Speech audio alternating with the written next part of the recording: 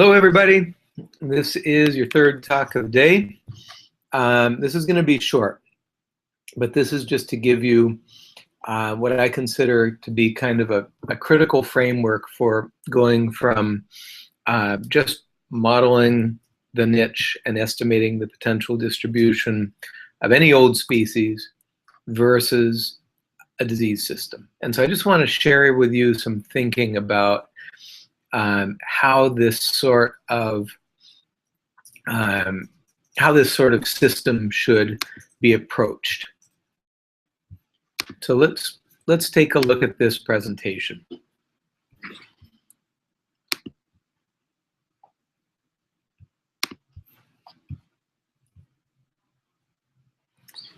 So this is essentially getting at some of the real particulars of diseases.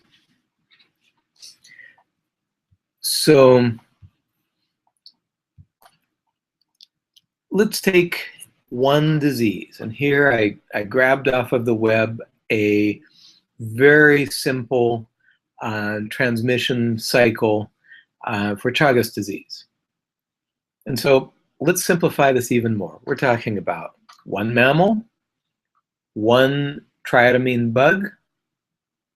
We're talking about Trypanosoma cruzi, and we have our human, and we have a dog. So if this is really, really simple, then it might look like this. We have our mammal. This is an armadillo, for those of you not in the Americas. Up here in the upper right, that's Trypanosoma cruzi.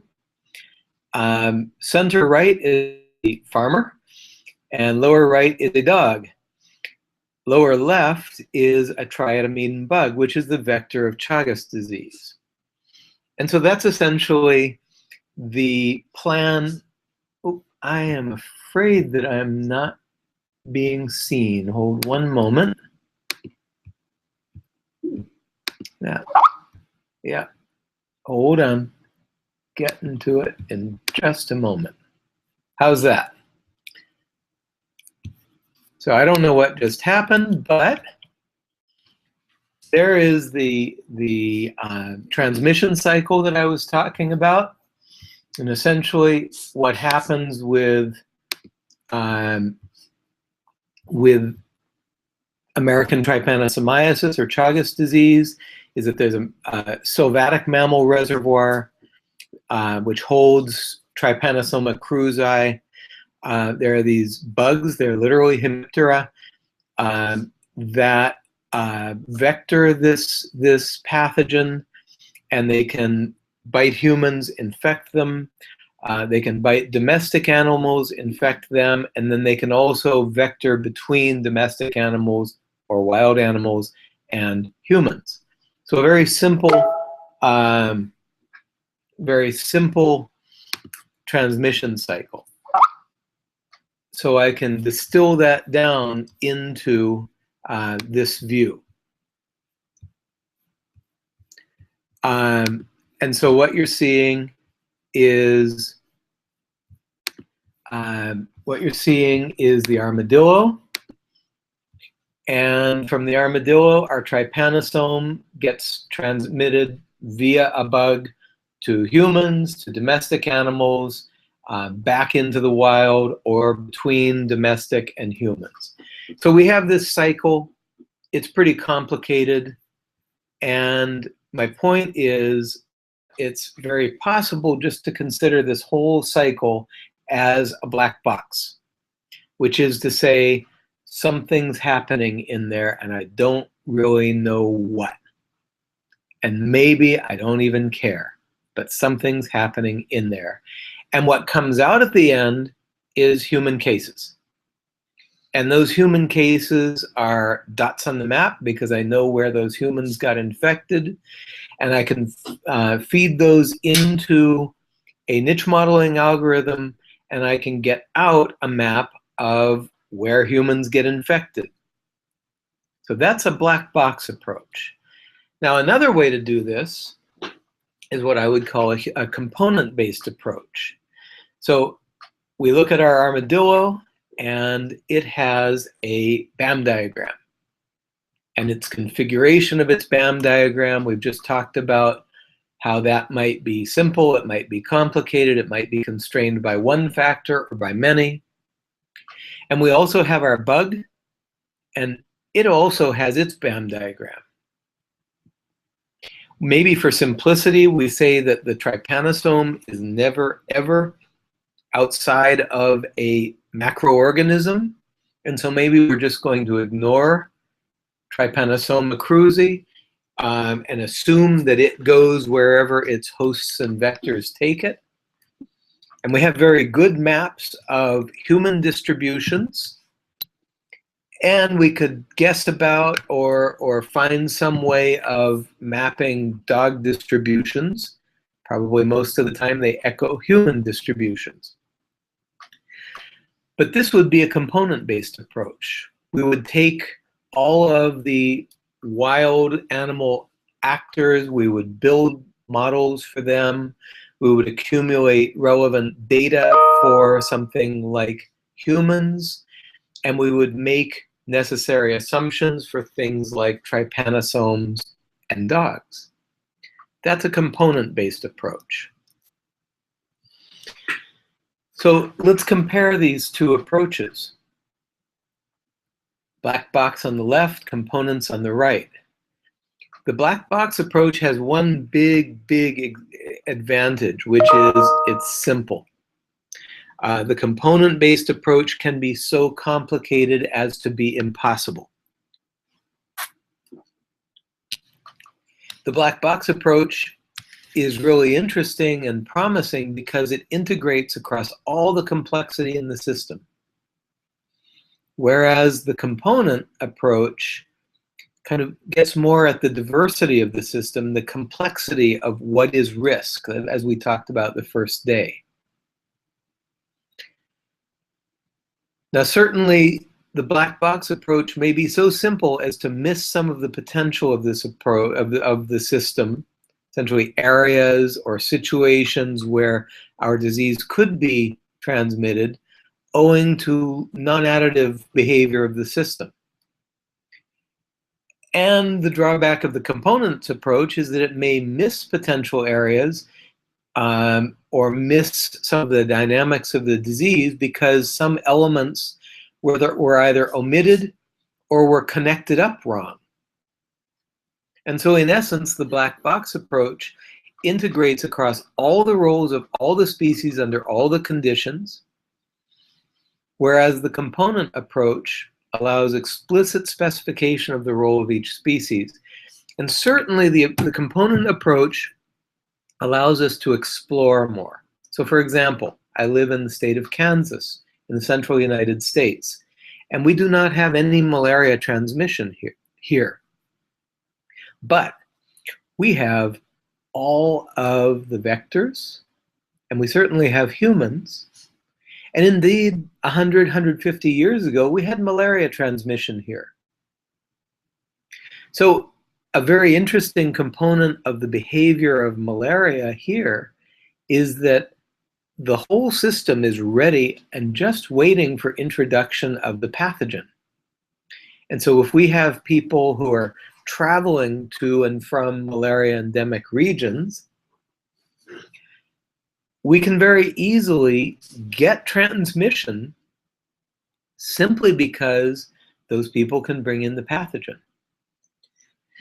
So you can see that with a components-based approach, but any modern data set of malaria transmission is going to tell you that there's no transmission in Kansas, and so our black box approach misses that completely. So it sounds like two alternatives. And really what I'd like you to do is think of them as pieces of a bigger puzzle.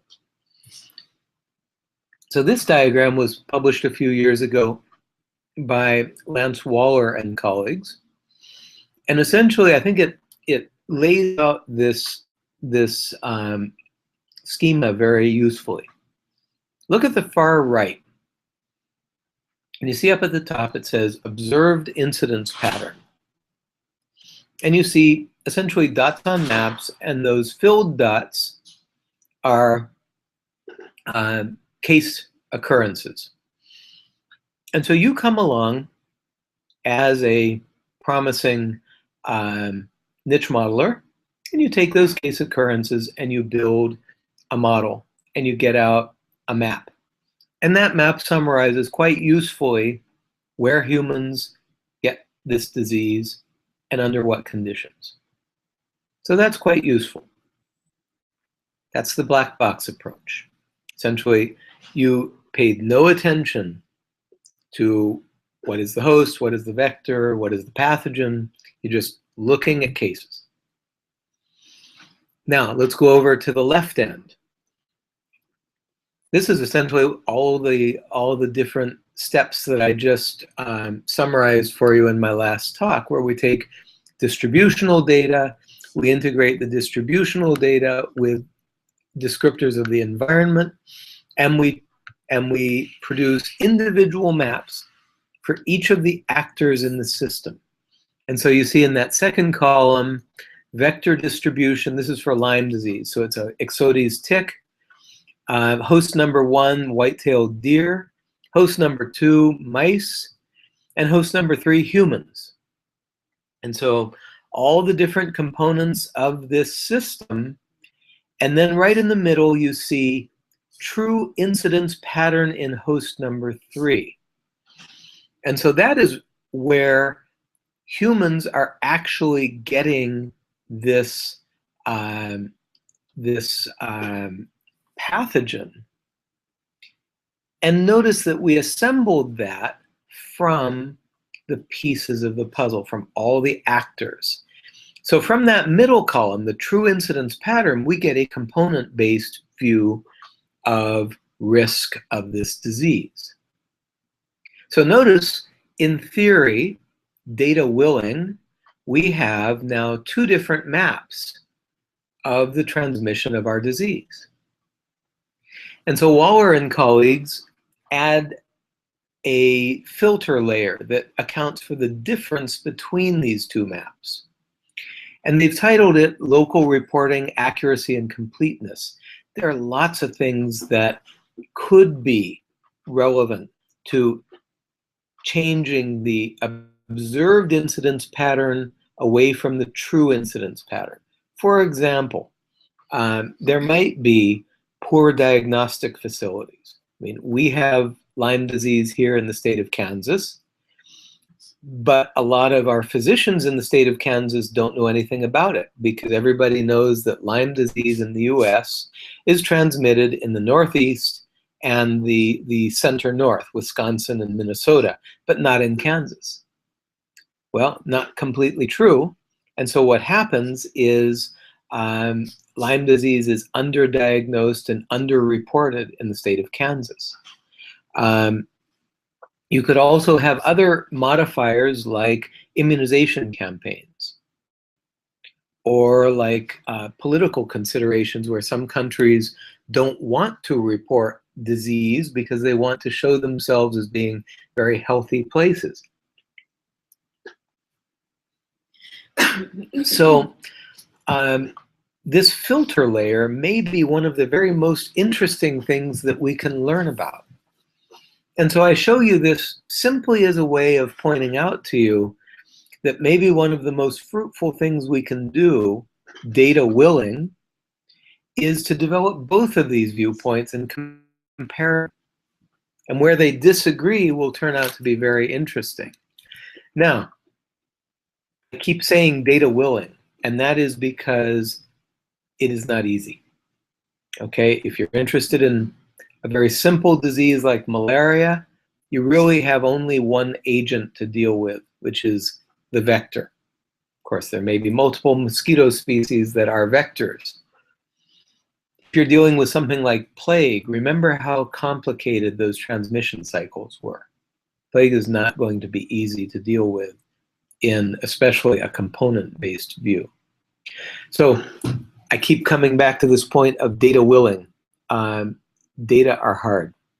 And I have found in 10, 15 years of doing work in this field that we usually spend much more time assembling the data than we spend actually doing the analysis.